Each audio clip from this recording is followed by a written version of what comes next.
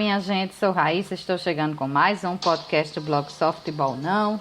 Nessa manhã de sábado, nós temos agora 28 graus aqui em Natal, uma sensação térmica de 27 graus à sombra, porque temos ventos muito bons, 27 km por hora, com rajadas de 35 km por hora. Isso sempre diminui a sensação térmica, se você não estiver, até se você estiver no sol. Mas se não estiver no sol, isso diminui bastante, então caindo aí 1 grau. Bom, chegando hoje então com esse tema, o dinheiro sumiu. São as surpresas que essa pandemia tem trazido para todo mundo em relação a comportamento. A gente vive uma pandemia que colocou todo mundo dentro de casa. E numa situação dessa, o que a gente espera é que o dinheiro até parasse de circular por medo da população de gastar, de ficar sem dinheiro no futuro próximo, a questão da incerteza, da economia, etc. E esse dinheiro, então, estaria seguro em aplicações, especialmente, falando aqui no Brasil, a tradicional caderneta de poupança. Mas não foi isso o que aconteceu, pelo menos o que vem acontecendo até agora. A revista The Economist, a revista britânica, trouxe uma reportagem essa semana chamada Why Cash Has Been Piling Up During the Pandemic, algo como por que o dinheiro em espécie está sendo estocado durante a pandemia, tentando explicar o sumiço do dinheiro em papel moeda dos bancos especificamente, e embora a gente tenha uma grande quantia em circulação. Para se ter uma ideia dessa situação, ao ano, o Federal Reserve, que é o Banco Central dos Estados Unidos, determinou a impressão de 5,2 bilhões de notas, como forma de substituir notas velhas e danificadas em circulação. A troca, a nota está danificada, então ela vai para destruição e uma nota nova é feita então pelo Banco Central para substituí-la. Só que isso não deu nem para o começo neste ano, Vejam bem, 5,2 bilhões de notas. Não deu nem para o começo. Em março, com a pandemia já bem espalhada, a população americana resolveu que era hora de sacar dinheiro vivo de suas contas. Olha que comportamento. E uma agência bancária, por exemplo, em Manhattan, chegou a enfrentar a falta de notas de $100. A nota, acho que mais falsificada do mundo, faltou numa agência americana. O Fed, então, aumentou a produção de notas em 1 bilhão, já tinha 5,2 bilhões determinado para produção esse ano, foi mais 1 bilhão. E agora o ritmo é de 27 milhões de notas produzidas diariamente, para dar conta dessa demanda do povo para ter o dinheiro vivo em mãos. O mesmo fenômeno de estocar notas, que aumenta o valor das notas em circulação, Você tem tantos, eu vou já dizer quanto é isso, porque tem uns gráficos também da The Economist, de quanto está em circulação no mundo. Ele dobrou na pandemia em relação à média histórica. E se repete, segundo a revista, no Canadá, no Reino Unido, em toda a área do euro, e até no Brasil, no México, na Índia e na Rússia. Esperava-se que a demanda por notas caísse até por medo de infecção. A gente vê, por exemplo, aqui nos supermercados daqui de Natal, desde muito cedo, aquela propaganda forte: não use dinheiro, use os meios eletrônicos, use o cartão de crédito ou de débito para pagar a sua conta, para não trocar a moeda ali com o caixa e assim infectar o caixa ou se infectar. Então,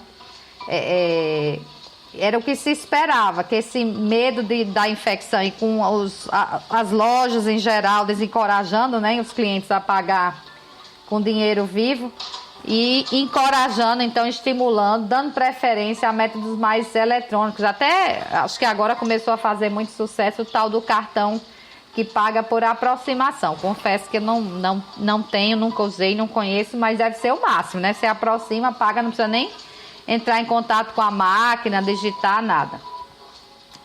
Até o Banco Central da China, por causa desse medo de infecção das notas, ele passou a desinfectar e a fazer quarentena com as notas né, lá da moeda deles, a moeda é o iene, né, a moeda chinesa, se eu não estiver falando besteira aqui, de recolocá-las, antes de recolocá-las em circulação. E mais, né, por exemplo, se as notas fossem oriundas de hospitais, daquelas feiras que eles chamam de wet markets, né, os mercados molhados, porque tem a mistura de animais vivos com animais mortos na hora, não sei o quê, e ônibus, nem isso, né? Essas notas eram destruídas. A mesma coisa fez a Coreia do Sul, né? Desinfecção, quarentena para as notas antes delas entrarem em circulação novamente e destruição dessas oriundas desses locais de maior risco de contaminação. Mas isso não impediu as pessoas de sacar dinheiro de suas contas para guardar debaixo do colchão. Você vê, a gente evolui para voltar a ser como antes. As pessoas hoje acham que é muito mais seguro, isso pelo movimento da economia, né? O levantamento aí feito pela The Economist. Acham que é mais seguro estar com dinheiro na mão. Nada de dinheiro em banco, nada de cartão de crédito, o bom é estar com dinheiro na mão. Mas há um outro responsável, né, pelo sumiço do dinheiro em circulação. De acordo com... É um sumiço do dinheiro, mas na verdade é um aumento da demanda. Tem bastante dinheiro em circulação, mas há uma demanda cada vez maior porque os bancos estão ficando sem dinheiro. De acordo com pesquisa do Deutsche Bank, que é o maior banco da Alemanha, 1/3 do aumento do estoque de dinheiro, né, que trouxe então esse aumento da moeda que deveria estar em circulação, que consta como está em circulação, mas que não está, foi resultado de ação dos próprios bancos, que já prevendo o que vinha pela frente, começaram a estocar notas para lidar com essas grandes mudanças de demanda por dinheiro. Veja-se que houve uma agência em Manhattan, que é o maior centro financeiro do mundo, que ficou sem nota de $100, né? É um negócio impensável, realmente.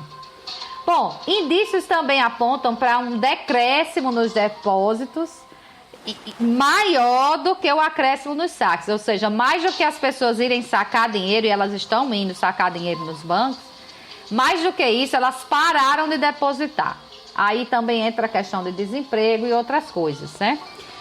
Ou seja, as pessoas, mais do que ir sacar o dinheiro, estão deixando de ir ao banco para guardar dinheiro. E, além disso, essa talvez seja a mais interessante de todas as teorias, o escritor financeiro John Paul Cohn diz que, com tantas lojas, bares e restaurantes fechados pela pandemia, e o isolamento imposto, né, pelos governos para enfrentar essa pandemia também foi o responsável por esse fechamento, os criminosos passaram a ter menos opções para lavar o dinheiro proveniente de seus negócios ilícitos e aí ficaram com esse dinheiro em estoque. É uma coisa bastante provável, basta a gente se voltar para duas situações historicamente comprovadas, né? Nós tivemos aí, não faz muito tempo, um apartamento que estava ocupado apenas por caixas e malas contendo 51 milhões de reais. A gente tem até dificuldade de imaginar o volume que seria então de 51 milhões de reais com notas de 100. Se bem que agora o Brasil pretende lançar a nota de 200, deve facilitar a contagem aí pra gente. Então, esse é um problema sério para quem faz lavagem de dinheiro. A gente pensa que não, mas é sim. Como você vai dar uma origem ao dinheiro, né? Não é somente ganhar. Você começa a gastar mais do que você tem, você precisa justificar a origem desse dinheiro, porque vai chamar a atenção, principalmente da Receita Federal.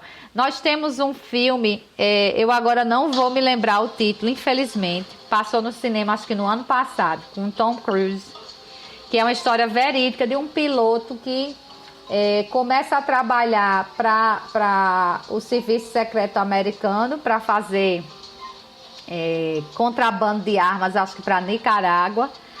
Quem lembrar aí, né, certamente vai lembrar o título. Eu é que sou péssima mesmo para título, e de uns tempos para cá tá ficando pior. Ele começa a fazer esse contrabando, ele era um piloto comercial, mas aí começa a trabalhar de forma debaixo dos panos para o governo americano para levar essas armas. E ele termina cooptado pelo tráfico, né, por Pablo Escobar, para também fazer o transporte de drogas para dentro dos Estados Unidos. Como ele trabalhava para o governo americano, ele tinha a entrada facilitada. Então, gente, o que esse homem acumula de dinheiro e a história, como eu estou dizendo, ela é verídica, chega um momento lá no filme, e é interessante assistir, porque a gente não tem noção de volume de dinheiro, né? Quanto é 1 milhão, 2 milhões, o que fazer com isso?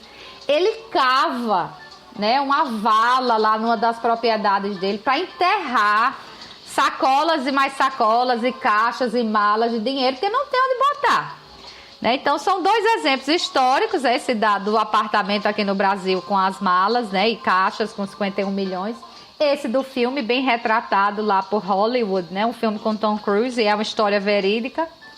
E o que termina lembrando até agora essa polêmica que está aí das tais rachadinhas, a questão da lavagem de dinheiro. É onde você encontra o dinheiro. Se você seguir o dinheiro, aliás, você encontra o crime. Se você seguir o dinheiro, você encontra o crime. Não há lavagem de dinheiro, não há essa história de você vender por menos, dizendo que foi por mais, para poder justificar a entrada de dinheiro, que não seja ligada a uma origem ilícita do dinheiro. Então, as grandes investigações seguem o dinheiro e a partir dela conseguem montar toda a teoria ilícita que permeou aquela transação. Bom, só para dar então os números, né? Os gráficos da The Economist mostram que há hoje, né, em circulação no mundo, 2 trilhões de dólares, há quase 1,4 trilhão de euros e mais de 80 bilhões de libras esterlinas, que é a moeda do Reino Unido. Todos esses, se você compara lá no quadro, né, dos gráficos da The Economist, todos esses estão bem acima neste ano dos valores em circulação do ano passado. Então a pandemia trouxe essa movimentação estranha de se estocar dinheiro. O pessoal da lavagem de dinheiro porque não está conseguindo mais lavar, o consumidor comum porque não vai mais ao banco depositar, e quando vai ao banco é para sacar e está preferindo manter o dinheiro em casa. Você vê que coisa estranha. Os próprios bancos começaram também a estocar dinheiro para poder lidar com essa demanda crescente, e é absolutamente o contrário do que se esperava numa pandemia de um vírus que se transmite pelo ar. Então, o que se esperava é que as pessoas não quisessem mais usar papel moeda, né, para não circular a transmissão com mais facilidade, que usassem os meios eletrônicos, mas não é isso que tem acontecido. Então, o dinheiro sumiu. Isso talvez explique até o fato de que eu tenho ido ao banco, às vezes, para sacar salários, etc. Às vezes a gente chega a sacar, não vem mais nada quebrado, né? Tudo em nota máxima, né? Tudo em nota de 100, que é para dificultar a vida do ser humano, porque trocar uma nota de 100 neste país já não é fácil. Aliás, troca uma de 50 para ver a dificuldade. Ainda querem botar uma de 200, que é para você aumentar o sacrifício, né? Então, é realmente uma coisa que me chamou muito a atenção, essa reportagem da The Economist dessa semana, apontando para esse aspecto inesperado do comportamento da população mundial em geral. Bom, minha gente, é isso. Espero que vocês tenham gostado desse podcast de hoje. Renovo o convite para sábado que vem, 10 da manhã, sobre outros assuntos. E amanhã, domingo, 10 da manhã, sobre futebol. Até lá!